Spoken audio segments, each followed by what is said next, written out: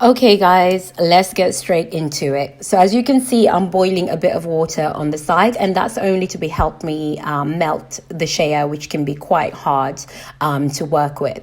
So I'm using only 2 tablespoons of raw shea all the way from Gambia. You guys have seen me show you my big tub of shea before. So I use 2 tablespoons, and I'll be making a batch enough for 2 people because that's what I need right now. And then I go in with 1 tablespoon of coconut oil and just drop it straight into the mixture. So as you can see, my bowl is on top of the heated water. And now I'm going in with ecological honey, and honey acts as a humectant, which helps you maintain moisture in dry hair, and my hair is quite dry. So I put in basically 3 tablespoons of honey, and I'll be mixing it together. The reason why I use so much honey is because the drier my hair is, the more moisture I need to be kept in. So I generally use 3 or more tablespoons of honey. So I mix the mixture in the bowl above the hot water, as you can see. And within a few minutes, it will basically melt down, and then I'll put it on the side for a couple of minutes whilst I add the other ingredients into a conditioner. And you can use any conditioner you want with this, as long as you have it at home and you haven't used it or it doesn't have enough slip. You can use it in this mixture and just not waste anything, basically. So I go in with 3 tablespoons of virgin olive oil. Again, olive oil is a great product to use on natural hair, but just make sure that you're using raw olive oil and not olive oil with other additives in it. Trust me, it's not the same. So I go in with 2 tablespoons of the olive oil, and now I'm going in with castor oil, and I'm only using 1 tablespoon because I add castor oil to my edges anyway, so it's not needed. I don't need that much in my actual mixture and my hair. 1 is enough, but if you find that castor oil works for your hair and you like it, you can add a bit more. It's absolutely up to you. And lastly, I'm going to go in with eucalyptus oil, simply because I've had my protective cornrows for about 3 months. So I need my scalp to be activated, and eucalyptus oil is really good for your scalp. It just basically makes it very, very, very warm. And lastly, I'm going in with coconut oil. So I use 250 milliliters because that's what the package comes in. And because it's for 2 people, I'm just making, I'm just adding all of it in there. And I firstly mix it, and I'm trying to get my camera to focus. And then I go in with my blender and I blend all of those oils together.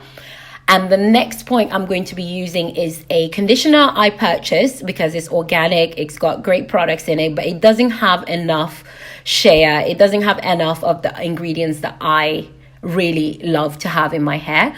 But because it helps the solution, the mixture I'm creating, be more cohesive, I add about 1/4 of a bottle, which was what was left over. I use this conditioner for my wigs generally. So once I've added that in, I throw away the bottle and recycle it, and I go back in with my blender and blend it. And I love this part because you can see everything mixing together. I'm a bit of a geek that way. I just love mixing stuff.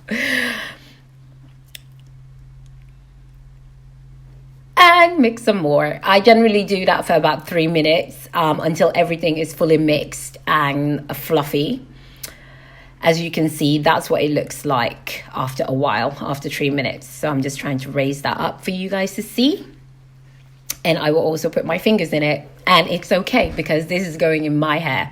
So don't you worry.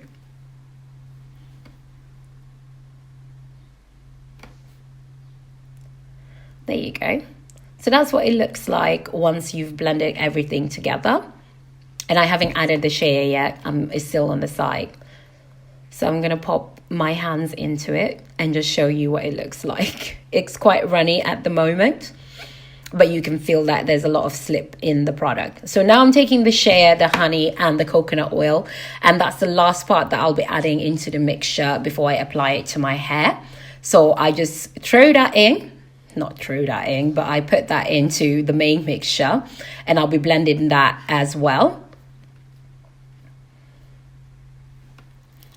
And back to the blender, and you go all the way in and mix it. Please don't eat this. It smells amazing. It looks amazing. It's gonna be great for your hair, but do not eat it. I say this because I've tried. I've tasted it. Not the best thing to do, I promise you. It will be diarrhea haven. There you go. And once it's mixed, I removed my cornrows. You guys have been seeing me rocking those on my Instagram. If you're not following, you should. And this is what my hair looks like. I haven't detangled it. I've just taken out the cornrows. It's dirty. It's a bit like tangled up. And also my scalp needs a lot of that eucalyptus oil. So it's just a mess right now. So once I remove my cornrows, what I tend to do is I divide up my hair a little bit into 4 pieces, and then I start the detangling process.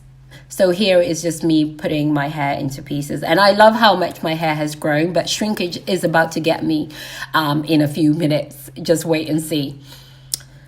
So once I've divided my hair up into 4 pieces, I will go in and start detangling, finger detangling each piece, because I don't like to use combs until after I've washed my hair. So basically I go in with my hair and gently detangle each part.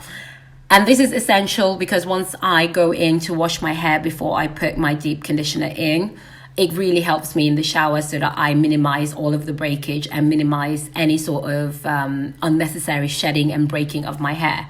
Because you will see I will be removing some pieces which would have been naturally shedding anyway. But this is the essential part of my routine. Finger detangling until I'm happy with it.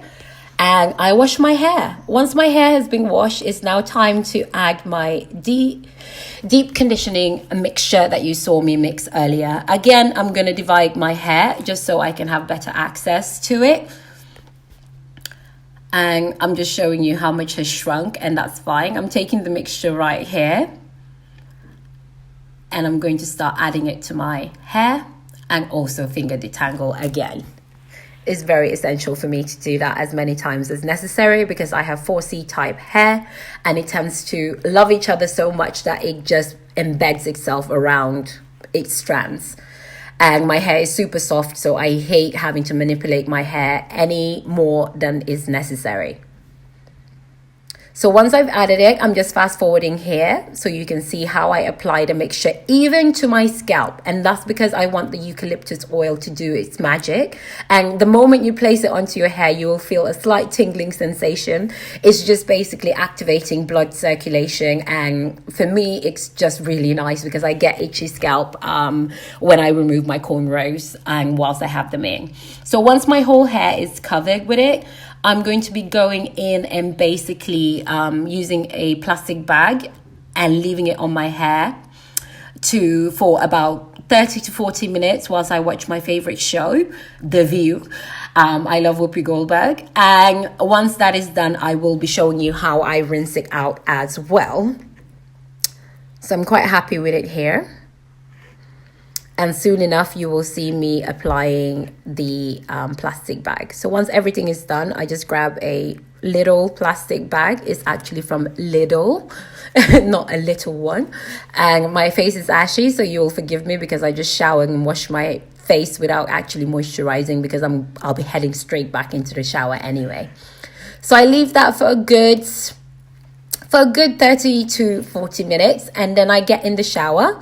And I have a wide tooth comb because now that my hair is fully detangled, it's going to be a lot easier to use the comb before I put in my leave-in afterwards. So I just go ahead and rinse my hair. I won't be adding any more products after this except for my hair pudding. So I rinse the hair. And as you can see, look at the shine in my hair right about now. That is the extra virgin olive oil, basically, doing its magic. I just rinse it out. It's very easy. The mixture I've made, it rinses out very easily, and only the essentials remain in the hair, but it's not coating the hair.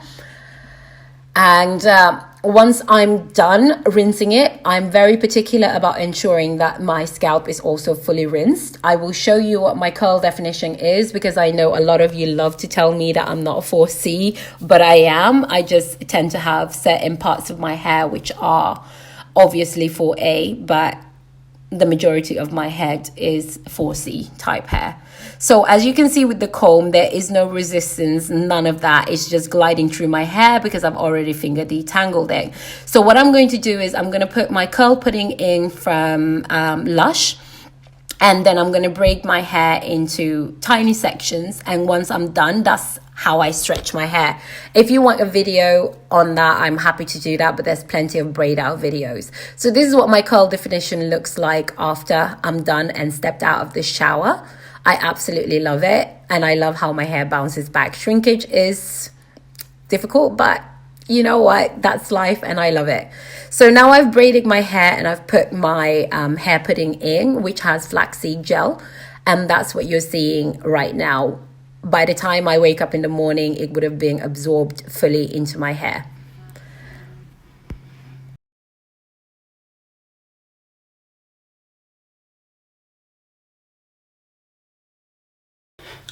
Okay guys, so that's it. I just wanted to show you a quick method where you can use any conditioner that basically is laying around that doesn't have all the ingredients your hair may need, especially if it's 4C, to moisturize your hair. I will also be doing a few more videos showing you some of my homemade, without any additives to it, like homemade conditioners, using items that you can find at home, and maybe some you may have to buy as well, but my banana avocado mixture and things like that.